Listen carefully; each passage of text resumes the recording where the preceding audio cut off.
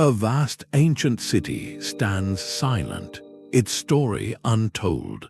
Across the world, archaeologists uncover the sprawling remains of sophisticated urban centers, with grand streets, complex plumbing, and evidence of far-reaching trade. Yet, alongside these marvels, they find almost nothing written down. This is not a simple case of lost scrolls, but one of history's deepest puzzles. It forces us to ask a difficult question. Why would a major civilization, capable of building such wonders, seemingly choose or be forced to exist without a prolific written culture? By the end, you will understand the surprising web of reasons that can leave a mighty city mute, reshaping what we think we know about the rise of human society. We will explore how everything from fragile materials to conscious societal choices can erase a people's voice from the record. How can a place be so clearly advanced, yet leave so little of its own story behind? The scale of these silent cities is almost impossible to overstate. We are not talking about small villages or temporary settlements, but vast urban centers that housed tens of thousands of people. To understand the true depth of this mystery, we need to define our terms with stark clarity. A vast ancient city, in this context, is one that displays undeniable hallmarks of advanced social organization. Think of wide, grid-like streets laid out with careful planning, sophisticated public water systems, massive ceremonial platforms, and evidence of specialized labor and far-reaching trade. These are the fingerprints of a complex society, one that required coordination, leadership, and a shared vision. Now, pair that image with the phrase "almost no written records." This does not mean a single clay tablet was never found. It means the volume and nature of writing are shockingly insufficient for the society that built the city. The Indus Valley civilization offers the perfect, haunting example. At its great cities of Harappa and Mohenjo-daro, archaeologists uncovered meticulously planned streets, uniform brick sizes, and even advanced drainage. They also found small stone seals, beautifully carved with images of animals and a short, elegant script. But that is all. No royal decrees, no tax ledgers, no epic poems, no temple inventories. Just those cryptic symbols on seals, a language that remains utterly undeciphered to this day. It is as if we found a modern metropolis with nothing but corporate logos on business cards, and no other documents to explain its laws, its beliefs, or its history. Then there are cases that push the mystery even further. Look to the arid valleys of coastal Peru, where the Chico civilization flourished. Their great city, Caral, is a breathtaking complex of sunken circular plazas and massive pyramidal structures, one of the oldest urban centers in the Americas. And yet, after decades of study, researchers have found no evidence of a writing system whatsoever. Not a single symbol, not a marking that suggests phonetic language was recorded. Here, a society built monumental architecture that required generations of coordinated labor, engaged in long-distance trade for precious materials, and developed complex social hierarchies, all without leaving a single written word behind. This stands in sharp, puzzling contrast to their rough contemporaries. In Mesopotamia and along the Nile, other ancient peoples were not just building cities, they were drowning in paperwork. They wrote on everything. They kept meticulous records of grain shipments, composed hymns to their gods, wrote letters of complaint, and inscribed the boasts of their kings on palace walls for all to see. Writing was the administrative glue and the cultural voice of those societies, so the anomaly comes into sharp focus. How could a city like Mohenjo-daro enforce standardized weights and measures across a vast region without written ledgers to check them? How could the builders of Caral orchestrate such a massive, multi-generational construction project without written plans or instructions? The very things we see in these silent cities, the centralized planning, the evidence of intricate trade networks, are precisely the activities that, in other parts of the world, created an explosion of written records. Their silence is not a sign of simplicity. It is a profound and deliberate puzzle, a signal that our most basic assumptions about how complex societies operate might be missing a crucial piece. What if writing was not the indispensable tool we believe it to be? What other methods of memory, organization, and communication could have been so effective that they made widespread writing unnecessary? This profound silence leads us to the first and most practical possibility, one that asks us to look not at the people, but at the very ground beneath their feet.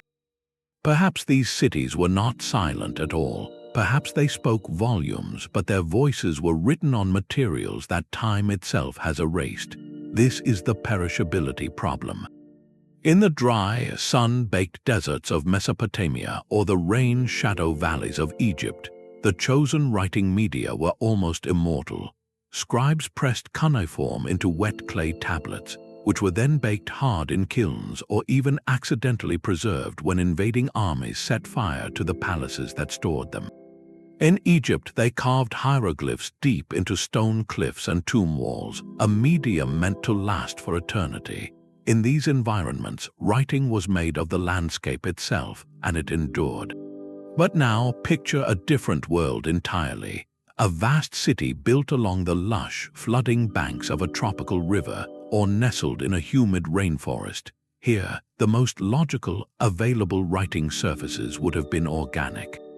Imagine histories and trade accounts carefully inscribed on dried palm leaves, or prayers written with ink on strips of bark cloth.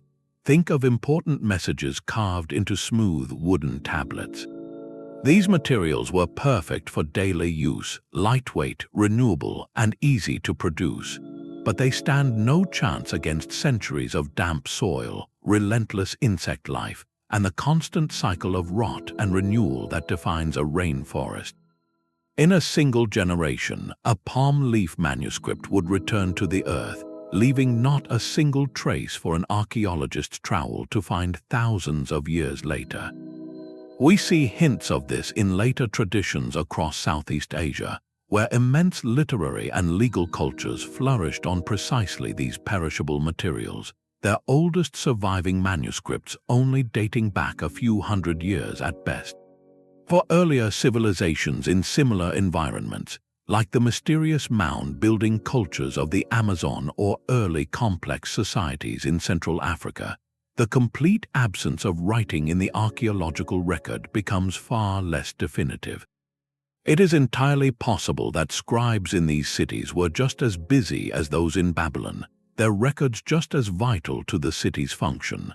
Their archive was not a fireproofed library, but a living, decaying, organic system. When the last administrator placed the last wooden ledger in its storage basket, they had no idea they were placing it not on a shelf, but directly into the digestive system of the planet. This forces a crucial shift in perspective.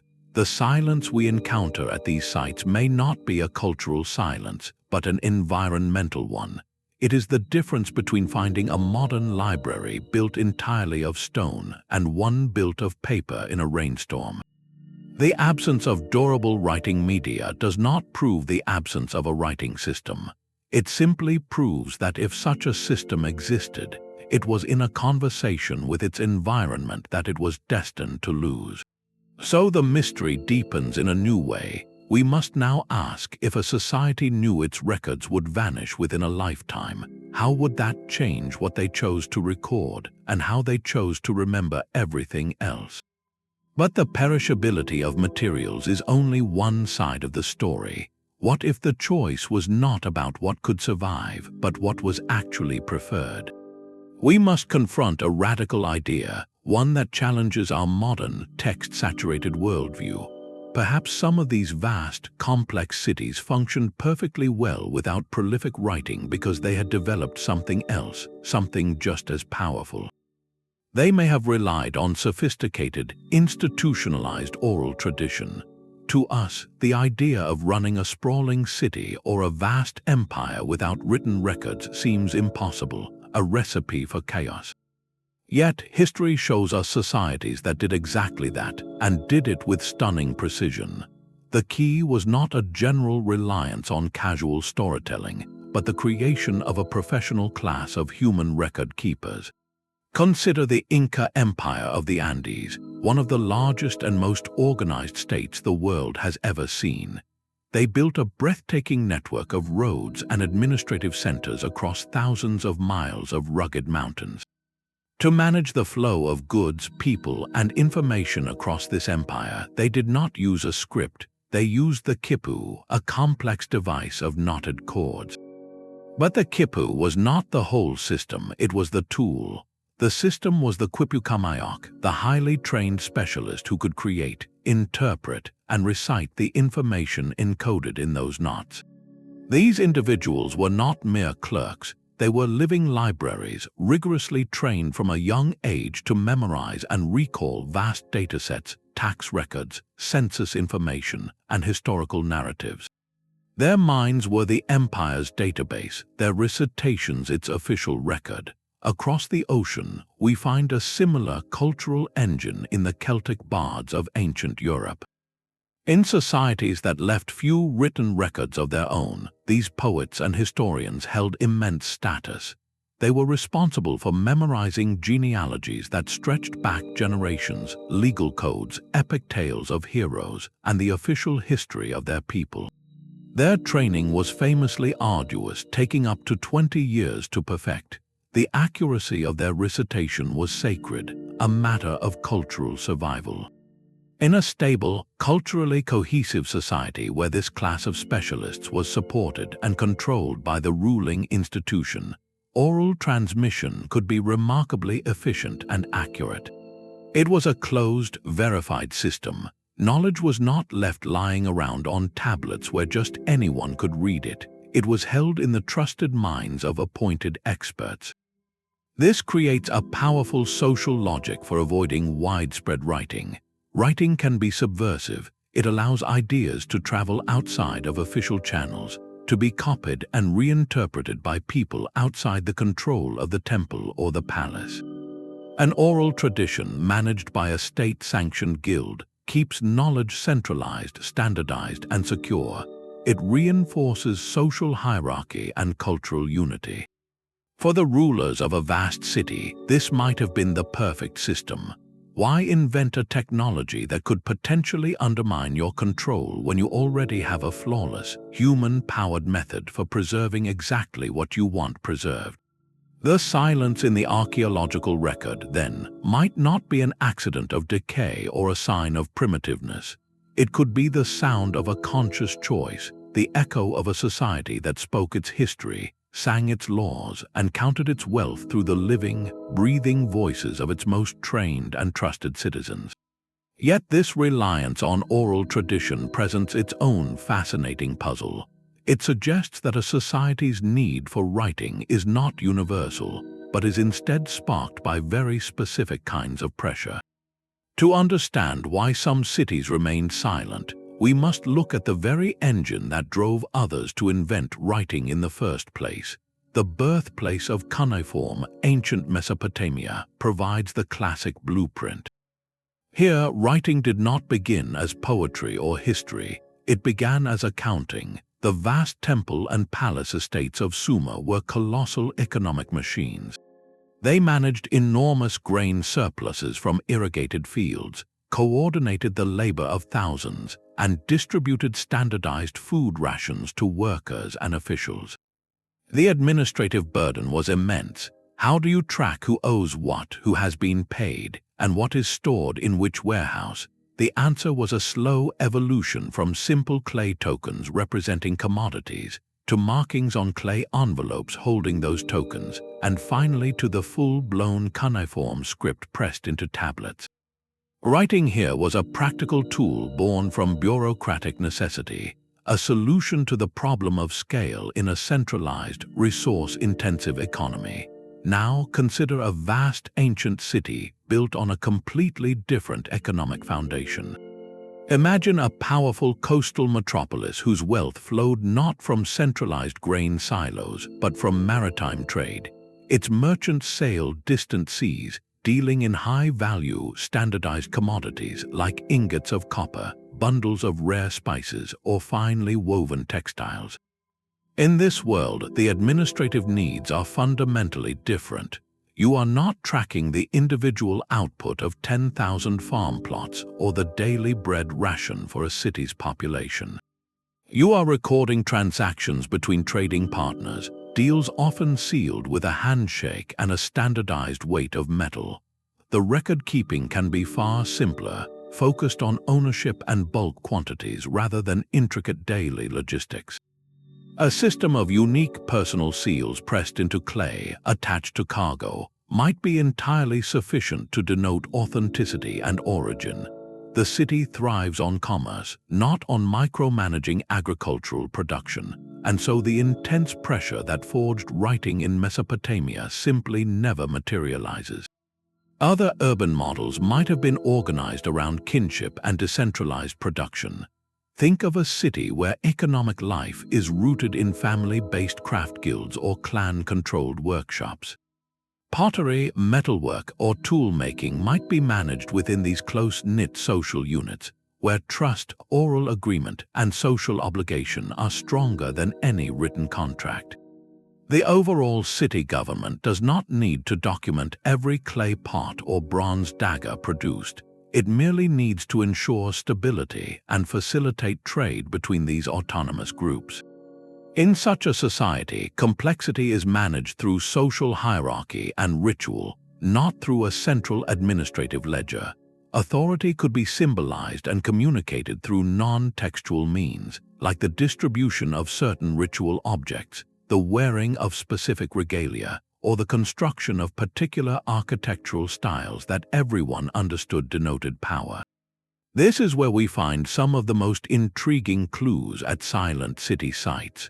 Archaeologists often discover artifacts that seem to function as a symbolic language all their own. At the Indus Valley cities, we find those meticulously crafted stone seals, likely used to stamp bales of goods, marking them with symbols of identity or quality control. In the Andean region, long before the Inca, we find evidence of highly standardized artifact production, like textiles and pottery, whose patterns and colors may have conveyed meaning across vast distances without a single written word. These objects themselves become a kind of three-dimensional code, a system of information storage and communication that is embedded in the material culture. A specific type of vase, a particular weave in a cloth, these could signal everything from ethnic identity to social status to a good's place of origin. The city's complexity was managed not on clay tablets, but through this shared, tangible vocabulary of things. So the silence in the archaeological record begins to look less like an absence and more like a different channel of communication. It suggests that the journey to social complexity is not a single highway with writing as its final destination. It is a branching network of paths, one path under the intense pressure of managing a colossal, centralized grain economy, led to the invention of the administrative document. Another path, fueled by maritime trade or decentralized craft production, found its solutions in seals, standardized artifacts, and reinforced social codes. Both paths could lead to a vast, impressive city, but only one of those paths leaves a written story for us to read centuries later. The other speaks to us through the uniformity of its bricks, the precision of its weights, and the silent, symbolic language of the objects its people left behind. This concept of a tangible vocabulary brings us directly to the most compelling evidence at many of these silent sites, the mastery of non-textual symbol systems. These were not primitive substitutes for writing, but highly sophisticated technologies of memory and control, representing an entirely different pathway to managing complexity. Take another look at those beautiful Indus Valley seals. For over a century, scholars have been captivated by their short inscriptions, but the power of these objects likely resided just as much in their consistent, iconic imagery. A unicorn, an elephant, a bull, each animal carved with exquisite care and repeated across thousands of seals found from one end of the civilization to the other. This was not random art, it was a system. These seals, often found in contexts related to trade and storage, likely functioned as official stamps, pressed into clay to mark bales of goods, seal doorways to storerooms, or authenticate transactions. The animal symbol may have denoted a particular merchant guild, a specific temple authority, or a quality grade. The brief script beside it might have recorded a name or a title. Together, they formed a secure, visual language of commerce and administration that everyone in that vast trading network would have understood. It was a code embedded in objects, a way to control the flow of wealth and goods across hundreds of miles without needing to write out long inventories or legal contracts. The system was so effective, so embedded in the culture's operation, that prolific literary writing may have simply never been necessary. This idea of an object-based information technology finds its most stunning expression thousands of miles away in the Andes Mountains. Here, the Inca and their predecessors used the Khipu, a device of knotted cords that is only now revealing its true depth. To the untrained eye, a Khipu looks like an intricate tassel or a decorative fringe. But to a trained Quipucamayok, it was a dense, three-dimensional record. The type of knot, its position on the cord, the color and spin of the yarn, even the material it was made from, all of these elements carried specific meaning. For decades, researchers believed quipus were primarily numerical, used for accounting like census data or tribute records, and they were brilliantly suited for that. But recent breakthroughs suggest some quipus might have been capable of much more. The discovery of quipus in burial contexts alongside Spanish colonial documents has led some scholars to propose that certain knot patterns could encode narrative information, perhaps records of history or genealogy. Think of it not as a book, but as a tactile algorithm, a physical database where information is stored in space, texture, and color. This was a system of recording so advanced that it could run an empire, yet it left no written words behind. It existed in a realm of knowledge that was felt and seen rather than read. What these systems reveal is a fundamental truth about human innovation.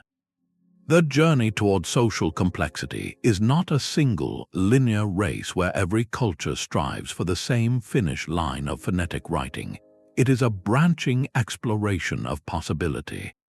A society facing the immense logistical challenge of distributing grain across a floodplain invents the clay tablet ledger. A society built on long-distance maritime trade perfects the standardized seal and the weighted ingot. A society governing a vertical empire of mountains and valleys develops the knotted cord register. Each solution is a direct response to the unique environmental and economic pressures that society faced. The silence we perceive in the archaeological record, then, is not an empty silence. It is often the silence of a different frequency, a channel of communication we are only just learning to tune into. It reminds us that the absence of one form of technology is never proof of a lack of sophistication. In fact, it may be evidence of a different kind of genius, one that solved the problems of urban life with tools we are still struggling to fully comprehend. The animal symbols on those Indus seals are only half the puzzle. Beside them, etched in elegant lines, lies the other half, a script of haunting simplicity and profound frustration. We have found the writing, but we cannot hear the words. This is the unique agony of the Indus Valley civilization, a society that left behind just enough written traces to torment us with their silence. Across the ruins of Harappa and Mohenjo-daro, archaeologists have recovered hundreds of small artifacts bearing short inscriptions. They appear on the famous stone seals, on pottery fragments, and on a handful of copper plates. The corpus is not large, perhaps 4,000 distinct inscriptions in total, but the real limitation is their brevity. Most contain only 4 or 5 symbols at most. The longest known inscription has just 26 signs. It is as if we discovered an entire modern library, but every book inside was only a single sentence long. And we have no key to translate any of them, unlike the hieroglyphs of Egypt, which were unlocked by the famed Rosetta Stone. The Indus script has offered no such bilingual dictionary. This leaves us staring at a ghost of a writing system, its true nature hotly debated to this day. One school of thought argues these symbols constitute a full, true writing system, one that encoded a spoken language, perhaps used for administrative labels or the names of merchants and deities. The symbols show clear standardization across vast distances, suggesting a shared system of meaning. Yet, the extreme shortness of the inscriptions argues against this being a rich literary or historical record. You cannot tell an epic or record a legal code in 5 symbols. Another compelling theory suggests this was not writing as we define it, but a system of proto-writing. In this view, the symbols did not represent the sounds of words, but directly conveyed concepts, like a sophisticated set of emblems or heraldic devices. A carving of a fish might not spell out the word for fish, but could symbolize a specific clan associated with that animal.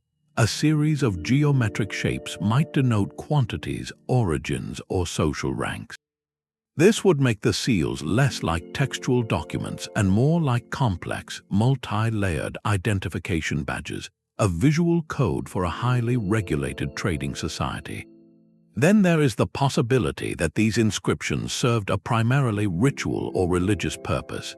Some scholars point out that many seals are found in context suggesting ceremonial use, and that their durable stone material implies they were meant to be used repeatedly, perhaps to stamp offerings or to create impressions in clay for devotional purposes.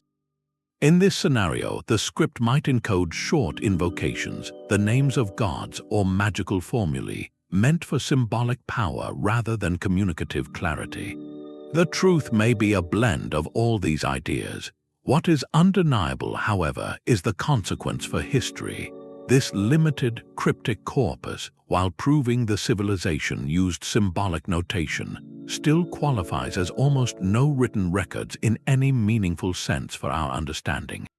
We cannot hear their laws, their poetry, their jokes, or their complaints. We cannot read a single royal decree or a merchant's letter home. The script exists in a tantalizing limbo, a whisper of a system that confirms the people were capable of abstract symbolic communication, but refuses to tell us what they were saying. It transforms their cities from silent ruins into chambers of locked doors, where we can see the exquisite locks but have never found the keys. This profound ambiguity forces a humbling realization. The presence of a script does not automatically grant us understanding. Sometimes it deepens the mystery, presenting us with a code so fragile in its survival and so limited in its scope that it raises more questions than it answers. It stands as a permanent reminder that the past does not owe us its secrets, and that some voices, even when they left a mark, were never meant for our ears. The haunting ambiguity of an undeciphered script leads us to a darker, more absolute form of silence. Sometimes the records were not simply lost to time or never created. They were violently and deliberately erased. This is the realm of catastrophic erasure, where the end of a city's story comes with such force that it consumes its own written voice. Imagine not the slow decay of palm leaves, but a single, cataclysmic event that swallows an entire administrative class and the archives they tended. The volcanic eruption on the island of Thera, modern-day Santorini, offers a stunning, preserved example. The Minoan town of Akrotiri was buried under meters of volcanic ash in an instant, freezing a moment in time. We see beautiful frescoes, intricate pottery, and multi-story buildings, but where are the records? The preserved town is a snapshot of daily life, not necessarily the seat of regional power. It is entirely plausible that the island's main administrative center, the place where clay tablets or other records were kept, was located elsewhere, perhaps closer to the coast or on a more prominent hill. That central archive would have been utterly vaporized by the pyroclastic flows or swallowed by the colossal caldera collapse, leaving the silent, preserved town as a beautiful but mute echo of a culture whose paperwork vanished into the sea and sky. In such a scenario, a civilization's written legacy is not missing due to a cultural choice, but because the very ground it was written on was annihilated. Beyond natural disasters, human hands can be just as effective at manufacturing silence. Throughout history, conquest has often involved not just the seizure of land, but the systematic destruction of a conquered people's memory. Deliberate cultural cleansing is a powerful tool of control. When invaders seek to dismantle a culture's identity and legitimize their own rule, they frequently target the symbols of that identity, and few symbols are as potent as the written word. A victorious army might put a city to the torch, but a calculated campaign would see scribes and priests hunted, libraries burned, and inscribed monuments defaced or smashed. This act sends a clear message: the old gods are dead, the old laws are void, and the history of this place now begins with us.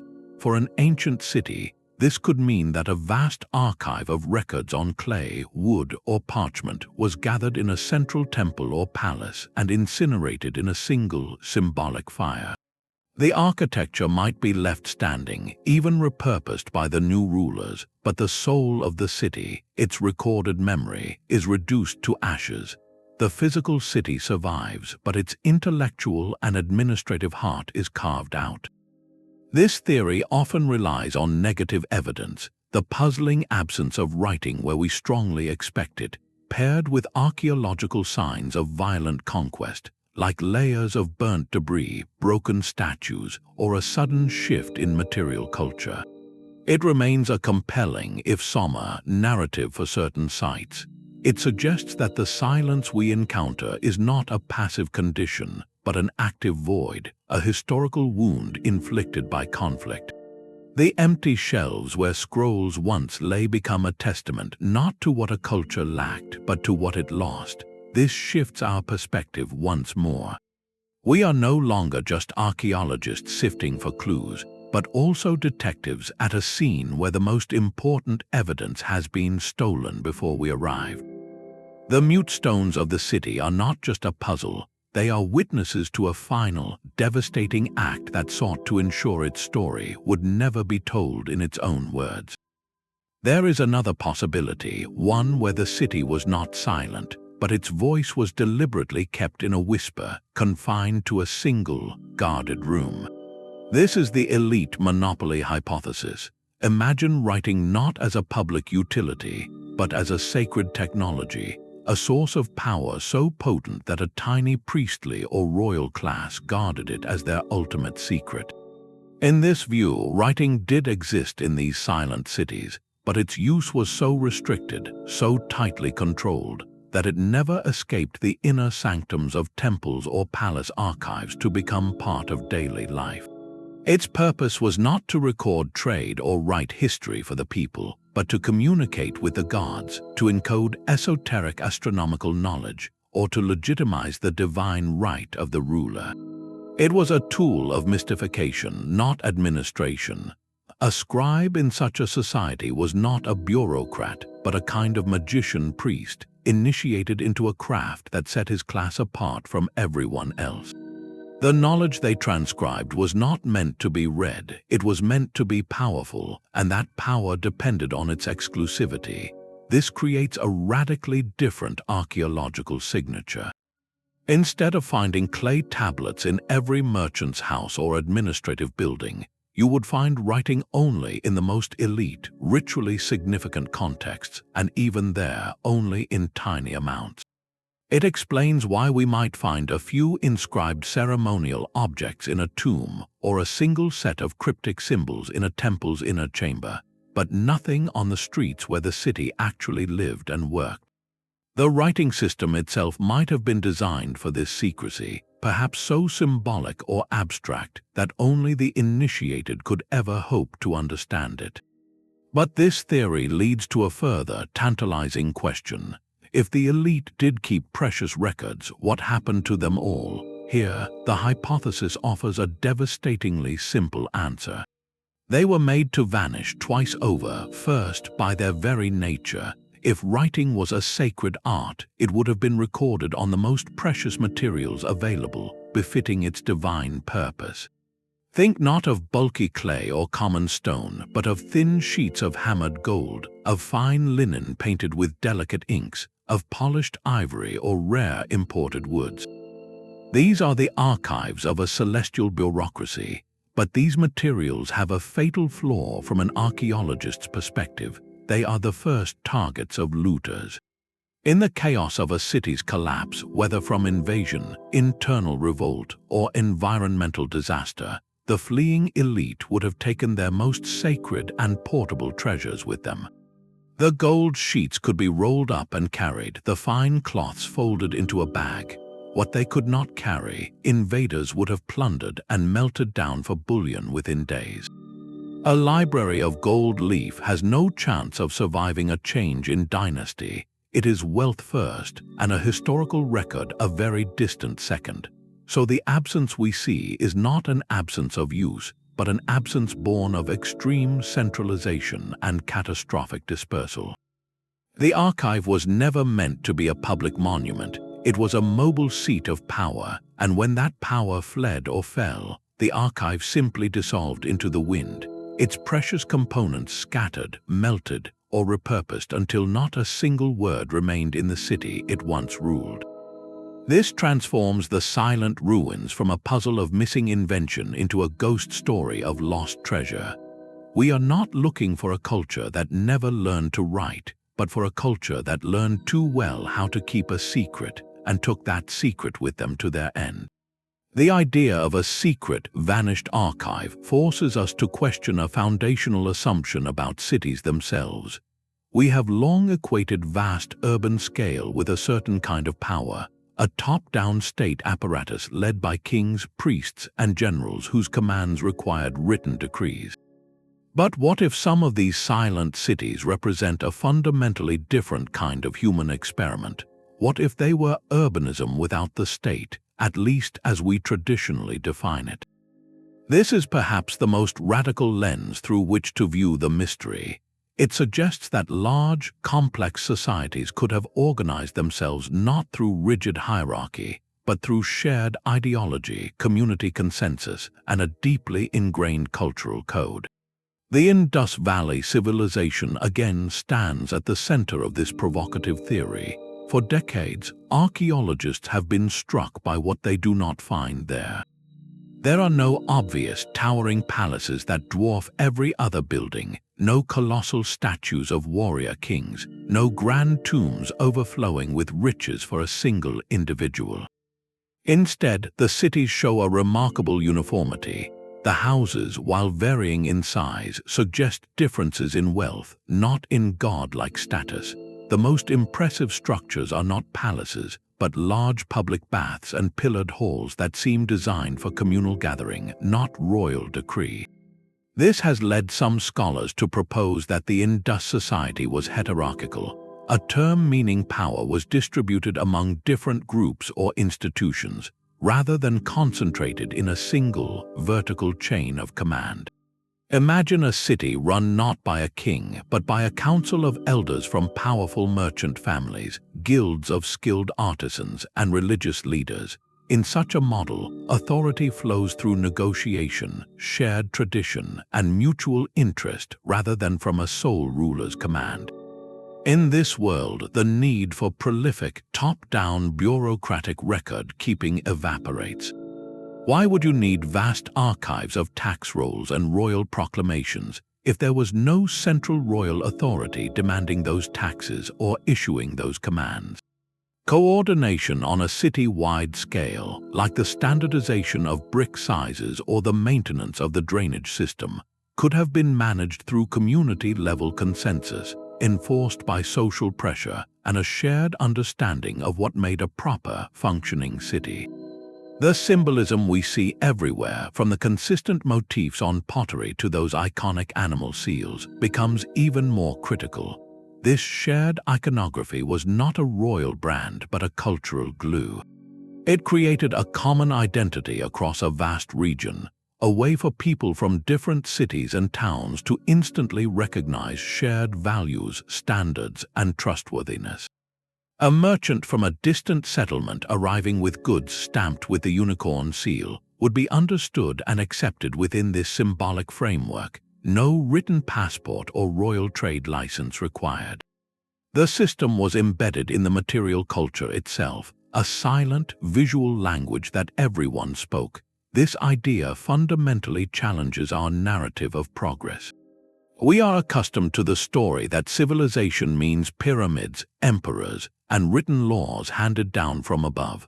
The silent city offers a counter-narrative, one where civilization might also mean sophisticated urban planning achieved through cooperation, where complexity is managed not by central diktat, but by a decentralized network of shared belief and practice.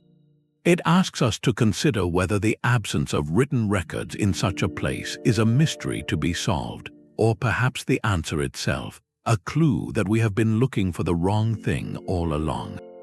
We have been searching for the voice of a king in cities that may have been built by the chorus of a people. The chorus of a people building a city together hints at a different kind of urban engine, one driven not by a king's command, but by the flow of goods across a map. This brings us to a powerful model for understanding silence, the economic network city. Picture not an imperial capital radiating power outward, but a vibrant, bustling port or a desert oasis town. This is an emporium, a gateway. Its entire reason for existence is its position on a long-distance trade route, a crucial node where luxury goods, raw materials, and ideas converge from distant lands. In such a place, the primary administrative challenge is not managing internal grain stores, but successfully interfacing with the outside world. The city becomes a translator of cultures and currencies. Its leaders are less concerned with recording every internal transaction among their own citizens, who may share strong kinship ties and oral agreements, and more focused on facilitating smooth exchange with foreign merchants who speak different languages and operate under different commercial rules. Here, writing might be seen as an external tool, a requirement imposed by the outside world, not a necessity born from within. Imagine a thriving coastal city in the ancient Mediterranean or the Indian Ocean. Its docks are filled with ships from Egypt, Mesopotamia, and lands beyond. The foreign traders arriving on those ships come from societies with deep written traditions. They carry clay tablets or papyrus scrolls detailing their cargo manifests, bills of lading, and letters of credit from their home ports. To do business with them, the local elite of our gateway city need a way to communicate. They might employ bilingual interpreters who understand the foreign script, or they might adopt a simplified, hybrid system of notation just for these cross-cultural exchanges. But internally, the city's economy could run on something far more straightforward. Think of a marketplace where trust is built face-to-face, where deals are sealed with a handshake and a standardized weight of metal, and where community obligations are remembered, not recorded. The internal tallying of debts and credits within the city might be managed through simple physical tokens, knotted strings, or marks on a wooden tally stick, methods that leave little to no archaeological trace after centuries. In this model, the foreign traders handle the complex paperwork for the long-haul journey. The gateway city provides the safe harbor, the warehousing, the local knowledge, and the social stability that makes the trade possible. Its genius is in facilitation, not in bureaucracy. This would leave a very specific and sparse archaeological signature. Excavations might turn up a handful of exotic, imported objects bearing inscriptions, like a cylinder seal from Mesopotamia or a scarab from Egypt found far from home. These are not products of the local culture's writing system. They are souvenirs of trade, lost or discarded by the foreign merchants who passed through. The city itself, however, yields almost no locally produced written documents. Why would it? Its success was built on mobility, negotiation, and social capital, not on maintaining vast central archives. Its story was told in the wealth of its material goods and the reach of its connections, not on clay or stone. The silence in the record, then, is not a gap in their capabilities, but a reflection of their chosen role in a wider world. They were the indispensable middlemen, the facilitators of a conversation written by others, and they built their vast, prosperous city by mastering everything that happened in the spaces between the lines. This distinction between a trading hub and a political capital points to another profound division in the ancient urban world. We must separate the city built to manage people from the city built to commune with the gods. Some vast urban centers were not administrative engines in a bureaucratic sense, but colossal stage sets for cosmic drama. Their primary function was ritual, and their architecture was their scripture. The Avenue of the Dead at Teotihuacan in the highlands of central Mexico offers a breathtaking example.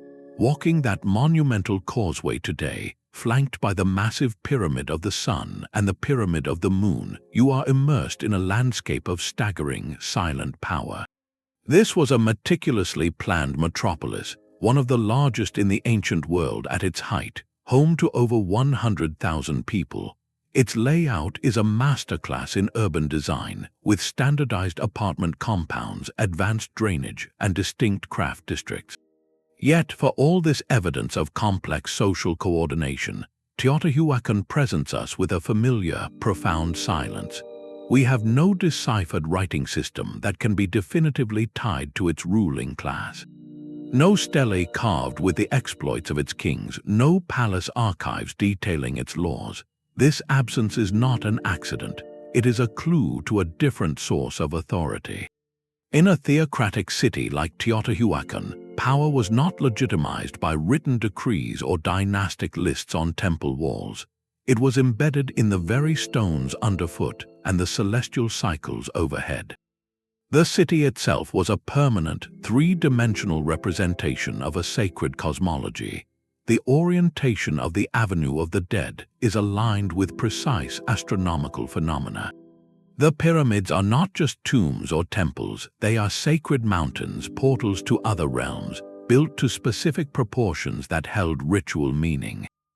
The spectacular murals found within the apartment compounds do not depict conquests or royal genealogies. They show visions of a lush spiritual world, of deities, and of ritual processions. Power flowed from the ability to mediate between the people and these cosmic forces. The ruling priesthood's authority was demonstrated through the orchestration of immense public ceremonies, through the control of ritual calendars, and through the construction and maintenance of these awe-inspiring monuments that made the divine order tangibly present. In such a system, writing as a public propagandistic tool is almost redundant.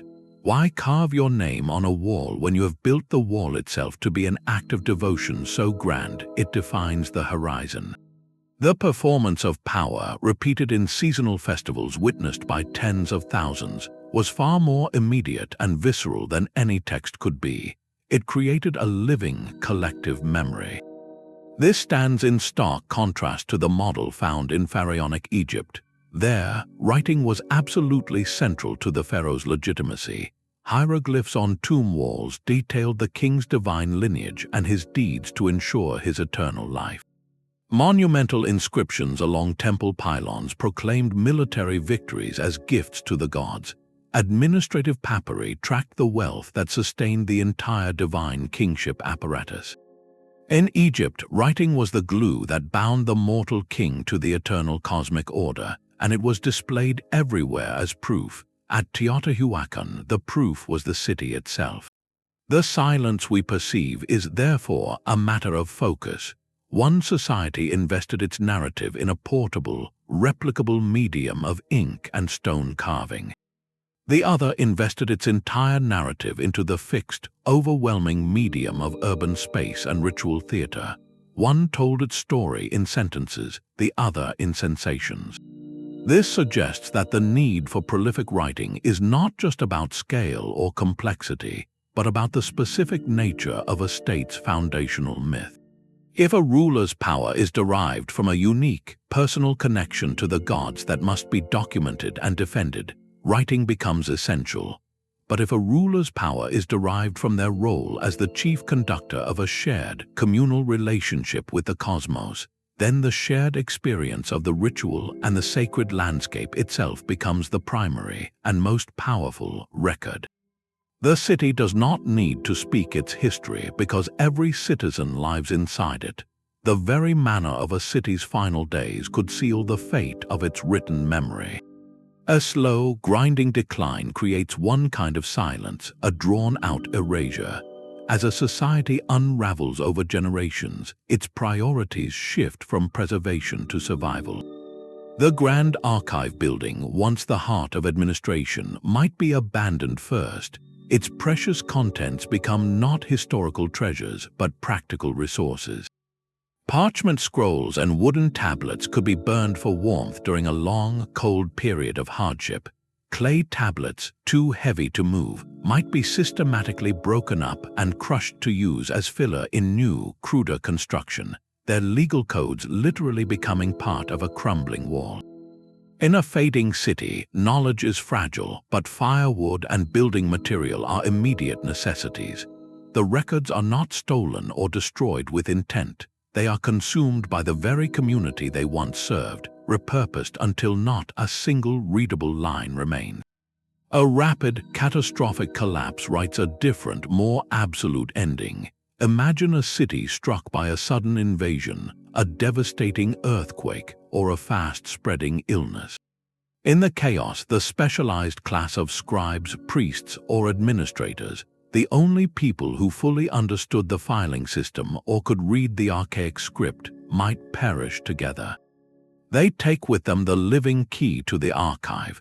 The physical records may survive the initial event, stored safely in a sealed room or a subterranean vault. But with no one left who knows their location or their significance, those records become invisible. They are just another sealed chamber in a city of ruins.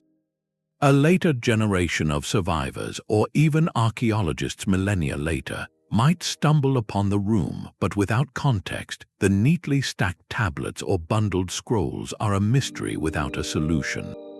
The information is physically present but culturally extinct, its meaning lost the moment its last guardian passed. Then comes the long aftermath, the centuries following the collapse.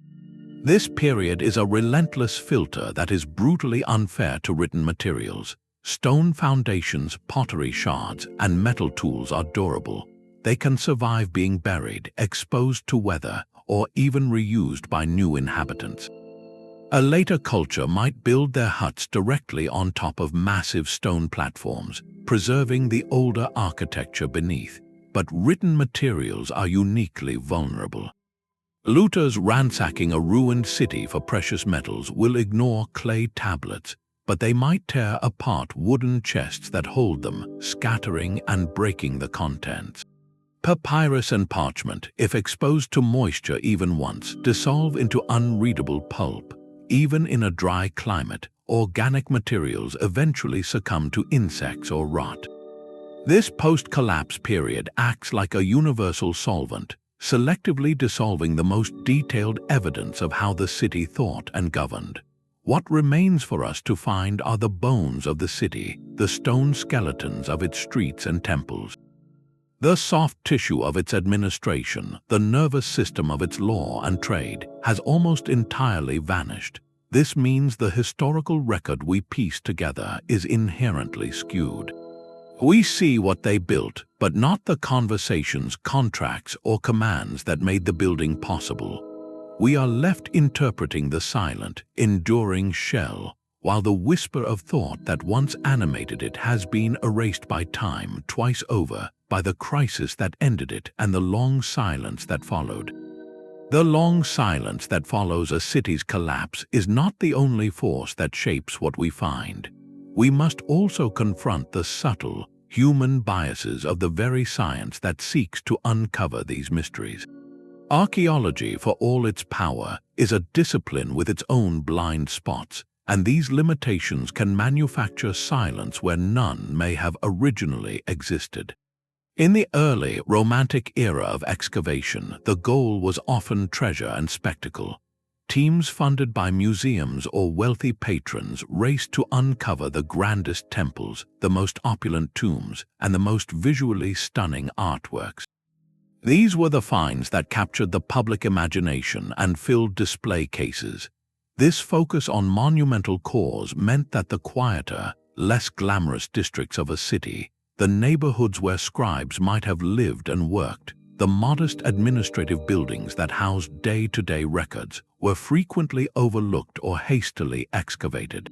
An archive of clay tablets does not glitter like gold, and a warehouse of tax receipts on perishable wood is far less photogenic than a pyramid. The very priorities of early exploration could have systematically bypassed the places where writing was most likely to be used and stored for practical purposes.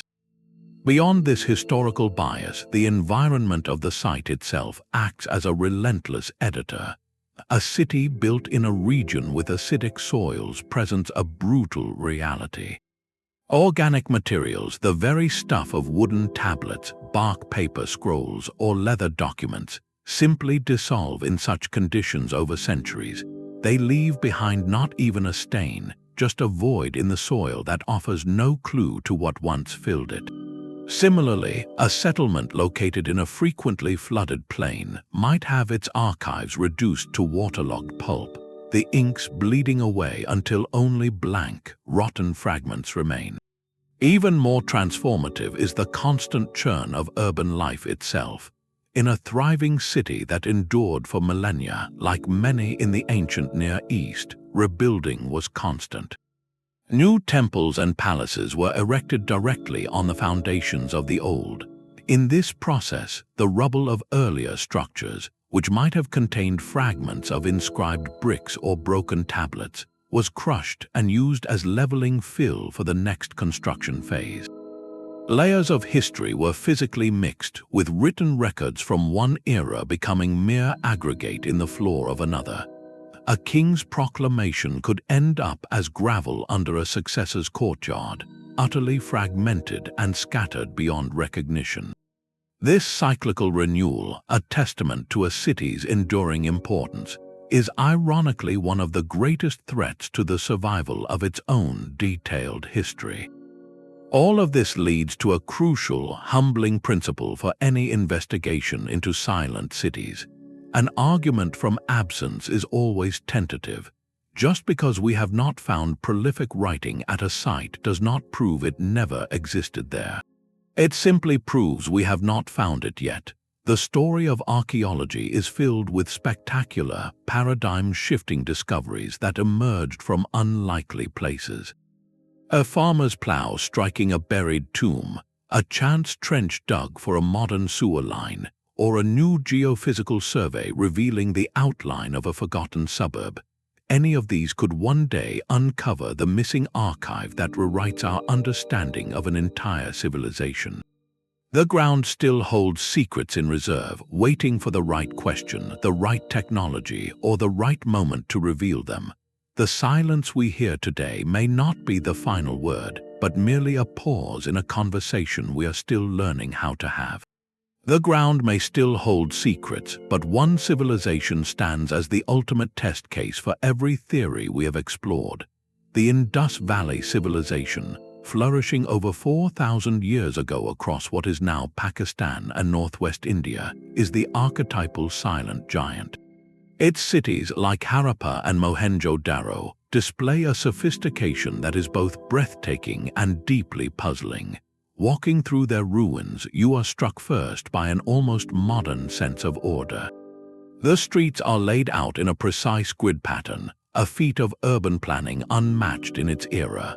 Beneath those streets runs a complex, city-wide drainage and sanitation system, with individual homes connected to covered brick sewers, a concern for public health that feels remarkably advanced. The civilization displayed a stunning uniformity across a vast region, with standardized brick sizes, weights, and measures, suggesting a powerful, shared cultural template. This was no isolated backwater. It was a hub of long-distance trade, with Indus seals found in Mesopotamia and materials from distant lands found in its cities. And yet, amidst all this evidence of coordination and complexity, we return to that haunting, familiar silence, the script found on those famous stone seals on pottery and on a handful of other objects. It consists of short, elegant symbols that have stubbornly resisted all attempts at decipherment. With no bilingual Rosetta Stone, the 4,000 brief inscriptions we have are like a library where every book is only a single sentence long. So, let us apply our accumulated theories to this, the greatest mystery city of them all. Was the Indus script a victim of the perishability problem? It is possible that the script we see carved in stone for seals was also written extensively on perishable materials. Perhaps the true volume of their record-keeping was on wooden boards, painted cloth, or leather scrolls, materials that would have vanished completely in the subcontinent's climate. The durable stone seals would then be just the tip of a vast, vanished administrative iceberg, the only part tough enough to survive the millennia. Another compelling theory views the script not as a full literary language, but as a specialized tool. The symbols may have served a purely elite or mercantile function, denoting clan identities, authenticating trade goods, or marking ritual status. In this view, writing was never meant for poetry or law. It was a practical code for a commercial society. If that is true, then the script's disappearance becomes tragically logical. Around 1900 BCE, the great Indus cities began a long period of transformation. The precise grid plans broke down, the uniformity faded, and the vast trade networks that connected them to Mesopotamia seemed to have contracted. If the script existed primarily to facilitate that long-distance trade and administer those tightly integrated cities, then its utility would have evaporated as that world changed. The specialized scribes who understood it may have found their skills obsolete, and the knowledge could have been lost within a few generations. This connects to the most radical explanation, socio-political decentralization. The remarkable uniformity of the early cities suggests a cohesive cultural system, but not necessarily a centralized imperial state. Power may have been distributed among merchant guilds, religious leaders, and clan elders. Writing in such a hierarchical society might have been limited to specific, symbolic functions because there was no all-powerful king or priesthood demanding extensive bureaucratic records. When climatic shifts, like the possible drying up of river channels, put stress on the society, this decentralized model may have adapted by becoming even more localized. The large, integrated urban centers fragmented into smaller communities. In this new, more localized world, the old system of standardized seals and script, designed for a pan-regional identity, simply lost its meaning. Oral traditions and local symbols could have replaced it entirely. The Indus Valley civilization, therefore, is not a mystery with one answer. It is a prism that reflects all the possibilities we have considered. It shows us a society that mastered urban planning without leaving behind obvious palaces of kings. It created a symbol system for commerce and identity that died with the trade routes it facilitated. It built cities of brick and stone whose administrative heart may have been written on materials that returned to the earth.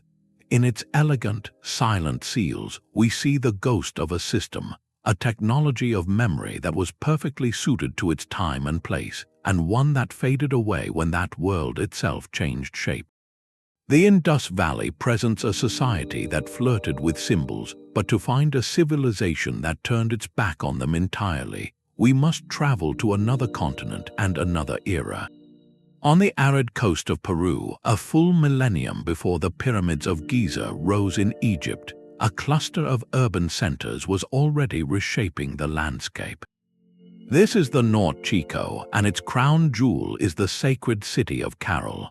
Its ruins offer a vision of urbanism so pure, so stripped of what we consider essential, that it challenges the very definition of civilization. At Caral, archaeologists uncovered a breathtaking complex of massive, terraced platform mounds, sunken circular plazas, and residential districts. This was a planned city, a place of ceremony and power that orchestrated the lives of thousands. Yet, after decades of meticulous excavation, researchers have found something profoundly startling: nothing. No trace of a writing system, not a single glyph, not a carved symbol that suggests phonetic language. Even more, there is an absence of representational art, no murals of gods or kings, no statues of rulers or warriors. The city is architecturally eloquent but visually mute. Its grandeur is expressed solely through form, space, and earth.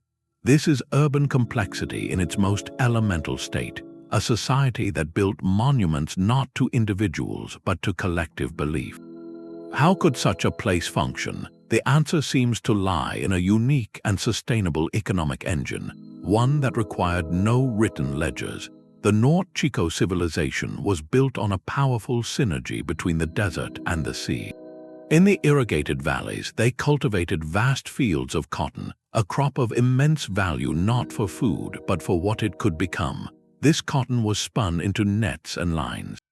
With these nets, communities harvested the astonishingly rich marine resources of the Pacific Ocean, pulling in huge quantities of anchovies and sardines. This created a virtuous cycle: cotton for nets, nets for fish, fish to feed the population that grew the cotton.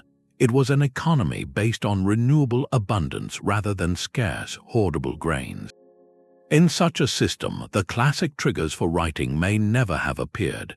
There was no need for intricate property records tracking individual plots of farmland, because the key resources, cotton and fish, were communal and flowing. Labor to build the great mounds was likely organized through shared ritual obligation and reciprocal community effort, not by a bureaucratic state keeping payrolls. Authority was not about controlling grain silos, but about orchestrating the ceremonial cycle that ensured the continued bounty of both the irrigated fields and the ocean. Power was demonstrated through the ability to mobilize people for construction projects that honored the forces governing their world. The platform mounds themselves were not tombs or palaces, but stages for rituals that reinforced social cohesion and thanked the deities of earth and water. In this light, the absence of writing and royal iconography is not a lack, it is a feature.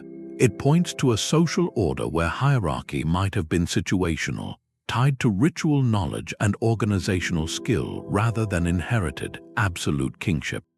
The city itself was the record, its alignment with celestial bodies and its enduring presence a testament to a shared agreement.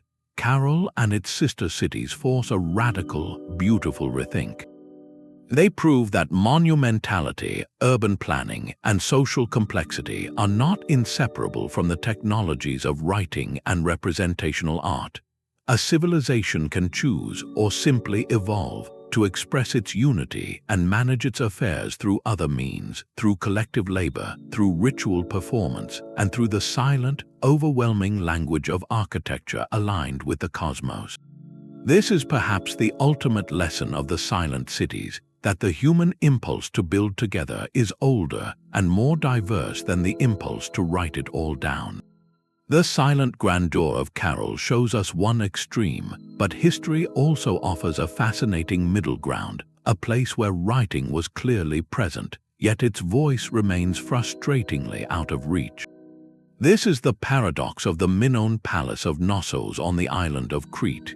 Here, the ruins speak of a vibrant, sophisticated, and unmistakably administrative power.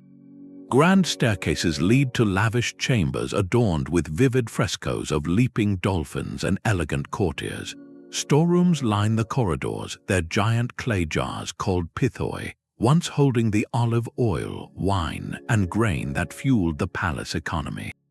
This was no mere ceremonial center, it was the beating heart of a complex state, and crucially, here we find the physical proof of record-keeping. Archaeologists have uncovered clay tablets, baked hard and preserved by the very fires that later consumed parts of the palace. These tablets are covered in a graceful, cursive script we call Linear A. This discovery seems to solve the mystery of the silent city. Here is a civilization that wrote things down. Yet the mystery only deepens because Linear A remains completely undeciphered. We have the records, but we cannot read a single word. This creates a unique historical limbo. The presence of the tablets confirms that the palace bureaucrats were tracking commodities, likely issuing rations and managing stores. The script itself is systematic, with signs for numbers and what appear to be logograms for goods like figs, olives, and wine. This was undoubtedly a tool for economic control, but the corpus is limited, almost entirely focused on these administrative lists. We have no Minoan history books, no religious hymns, no diplomatic letters on clay. So we are left with two equally compelling interpretations. The first is that we are looking at a fully developed palace bureaucracy whose entire written legacy is right before us, locked in a code we cannot crack. In this view, Linear A was a complete writing system, and if we could read it, we would hear the detailed hum of the Minoan state, its laws, and perhaps even fragments of its literature. Their history is written, we are simply illiterate. The second, more intriguing possibility is that Linear A represents writing in a restricted, nascent phase. Perhaps it was developed by and for the palace accountants specifically to manage the immense wealth flowing into Knossos. Its purpose was singular, to track wealth, not to tell stories. The broader culture, its myths, its songs, its daily legal disputes, might have been carried entirely through oral tradition and performance. The stunning frescoes and ritual artifacts would then be the true carriers of cultural meaning, while writing remained a practical, almost secretarial tool, confined to the back rooms of the palace. This is a society balanced on a razor's edge between orality and literacy. The limited corpus of Linear A, especially when contrasted with the later, deciphered Mycenaean script called Linear B, which was used for similar palace inventories, suggests that writing had not yet permeated the whole of Minoan life. It was a technology applied to a specific problem, managing surplus, and not yet the vehicle for a civilization's soul. So Knossos stands as a haunting compromise between the silent cities and the chatty empires. It whispers that the mere presence of a script does not guarantee understanding, and that a society can build a breathtakingly complex administrative machine while still choosing to keep its most cherished stories in the air, in the dance, in the memory of its people, leaving behind only the dry accounts of its wealth for us to ponder in silence. A city can lose its voice without ever being abandoned. Sometimes the story ends not with a collapse, but with a conquest so complete it rewrites the past from the ground up. This is the erasure of cultural replacement, a process where a new power arrives and systematically superimposes its own identity upon a place.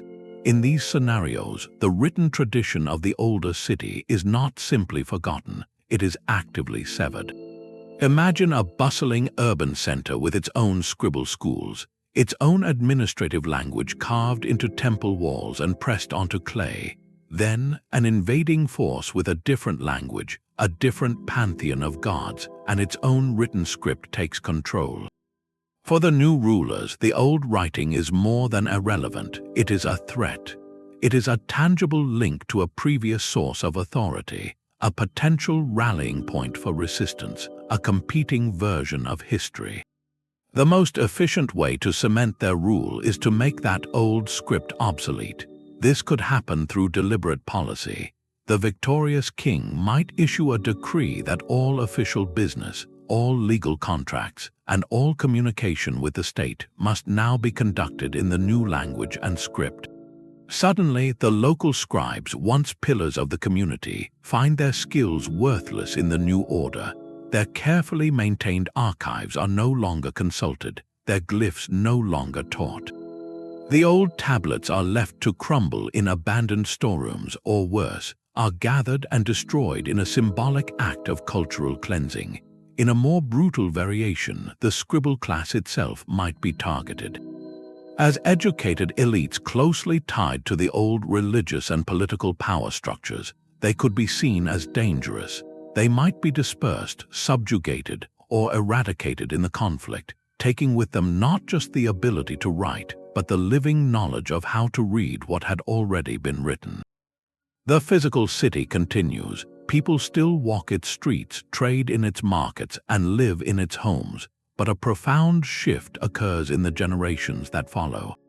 A child born after the conquest grows up learning the new language, using the new script for any writing they might need. The strange symbols on the older monuments in the city center are just that, strange symbols, decorative carvings from a time before, their meaning a mystery even to the grandparents. The city's earlier written identity becomes a silent artifact, a literate gap in its own biography. The new rulers, busy building their own legitimacy, have little incentive to meticulously record the history of the people they conquered. Their inscriptions will celebrate their own victories, their own gods, their own founding myths. The rich, complex narrative of the city's preceding centuries is reduced at best to a few dismissive lines, a mention of a defeated enemy or a rebellious land now pacified. From an archaeological perspective, this creates a jarring discontinuity. You might excavate a deep trench through the city and find a clear, dramatic change in material culture. One layer contains distinct local pottery styles and fragments of tablets in a unique script. The layer immediately above it shows a completely different set of artifacts, imported styles, and tablets written in a foreign language. The transition is sharp, definitive. The story told by the new rulers is loud and clear, but the story of the city before the conquest has been muted, its written records discontinued and left to decay. This is not a failure of the original civilization, nor is it an accident of preservation. It is a deliberate, political unwriting of history. The city's earlier chapters were not lost to time. They were closed by force, and the library was sealed shut by the hands of those who wrote the next volume in their own tongue. This intricate web of possibilities leads us to a crucial realization. For any single silent city, the true explanation is almost never one solitary cause, but a unique combination of forces. It is a perfect storm of conditions that conspires to leave a civilization's voice unheard. We can think of it as a four-part matrix, a set of intersecting pressures that, together, determine whether a city's story survives in its own words.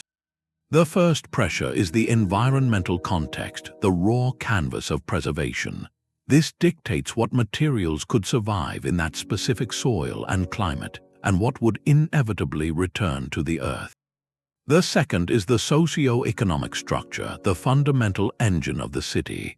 What was its primary source of wealth and power, and did that system create an urgent, daily need for prolific record-keeping?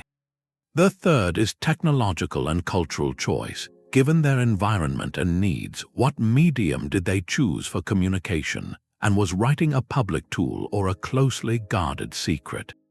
Finally, there is the nature of the city's end. Did it fade slowly, allowing for the repurposing and decay of its records, or was it severed suddenly, taking its scribes and the keys to its archives with it? When we place our silent cities on this matrix, their similar outcome, that profound silence, reveals itself as the product of strikingly different pathways. Take the Indus Valley civilization. Its position on the matrix is defined by a riverine environment that may have allowed for perishable records, a socio-economic structure seemingly built on trade and standardized production rather than intensive grain taxation, a technological choice favoring a symbolic seal-based system perhaps over a literary script, and a decline that appears to have been a gradual transformation rather than a single catastrophic invasion. Each of these factors nudged the civilization away from creating a vast, durable corpus of decipherable text. The combination created the perfect conditions for the script we see to remain a beautiful, functional, and ultimately silent mystery. Now place the North Chico city of Caral on the very same matrix. The coordinates shift dramatically. Its environmental context is a dry coastal desert, which actually favors preservation, yet no writing appears. Its socio-economic structure was that unique synergy of cotton and fish, a renewable, flowing economy that likely minimized bureaucratic pressure. Its technological choice seems to have been an almost pure architectural and ritual language with no need for symbolic notation. Its decline, too, followed its own long, transformative path.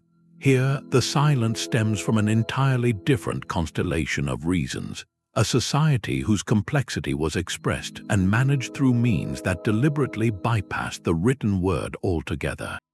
Both civilizations achieved urban grandeur, but they occupied opposite corners of our explanatory matrix, arriving at silence from divergent starting points.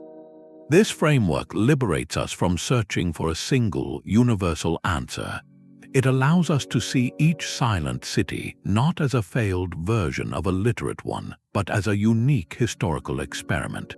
A city might have had a script used only by a priestly elite on gold leaf, which was then looted and melted after a conquest, ticking boxes for technological choice, socio-economic structure, and nature of decline all at once.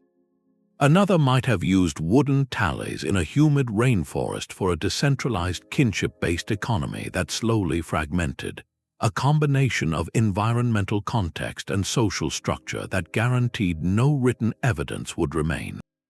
The matrix does not give us easy answers, but it gives us the right questions to ask. It reminds us that history is not a checklist of achievements, but a landscape of countless choices, constraints, and accidents. The silence we hear is not an empty space, but a complex echo, the sum of everything a city was, how it lived, and how it finally left the stage. These silent cities, therefore, do more than just puzzle us. They quietly dismantle a cornerstone of how we have long understood human history. For centuries, the conventional narrative held a clear, almost linear progression, from simple villages to complex states, with the invention of writing serving as the bright, definitive line between prehistory and history itself. It was the ultimate marker of a civilized mind, but the empty archives of Harappa and the wordless monuments of Caral force a profound reconsideration. They present us with undeniable evidence of staggering social complexity, of coordination and vision on a grand scale, achieved along a completely different path. This revelation is not a minor footnote, it is a paradigm shift. It tells us that the human journey toward building vast, interconnected communities was not a single road with writing as its final destination. It was a vast, branching network of trails, each society navigating by its own stars, using the tools best suited to its environment, its economy, and its deepest beliefs. One trail led to the cuneiform ledger and the royal inscription. Another led to the knotted cord and the shared ritual. Both were valid. Both created civilizations worthy of awe. By clinging to the old definition, we risked erasing these alternative experiments from our collective memory, simply because they did not speak in a language we could easily read. This mystery also casts a stark light on the profound fragility of our connection to the past.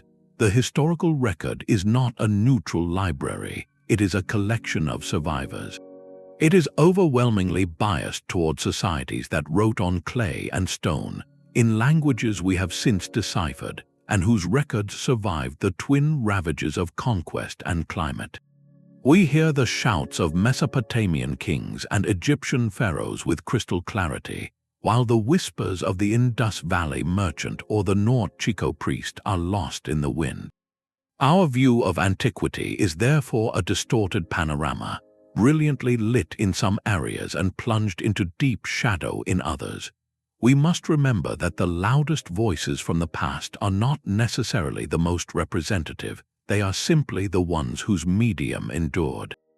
This demands a new kind of humility in how we interpret the human story. We must learn to listen to the silence, to read the language of bricks and bones, of city grids and standardized weights. We must accept that some of history's most brilliant chapters were written in a script we may never fully decode, and that their greatness is measured not in words preserved, but in the scale of what they built together and the enduring mystery of how they managed it without leaving us a manual. That profound silence echoing from these ancient streets is not an empty void. It is a message, a meaningful signal sent across millennia. The absence of written records in these vast urban centers does not tell a story of failure, but of diversity. It speaks of the incredible range of human solutions to the universal challenges of living together. Some societies built their order on clay tablets and stone decrees, while others wove it into the very fabric of their daily rituals, their trade networks, and the silent, agreed-upon language of standardized bricks and shared symbols. This silence reminds us that urban life, even at its most complex, could flourish along paths we are only beginning to map. It also whispers of the cruel, impartial filters of time, which preserve the shouts of kings on stone but dissolve the whispers of merchants on wood, leaving our view of history brilliantly lit in some places and shrouded in shadow in others. Yet the search for understanding is far from over. With each new season of excavation, each advancement in ground-penetrating radar or chemical residue analysis, we gain new tools to listen. We may one day hear the faint echoes of those lost conversations, not through a deciphered script, but through a deeper reading of the cities themselves, their layouts, their artifacts, and the environmental data locked in their soils. This ongoing quest invites a final, humbling reflection. If our own civilization were to fade, what durable fragments would we leave behind for some future people to puzzle over? What would our silent, towering skylines and buried digital servers say about how we organized our world, and what would be forever lost in the decay of our most common materials? The mystery of the silent cities, then, is not just about them. It is a mirror held up to our own legacy, asking us what we choose to build with and what stories we are willing to trust to the mercy of time.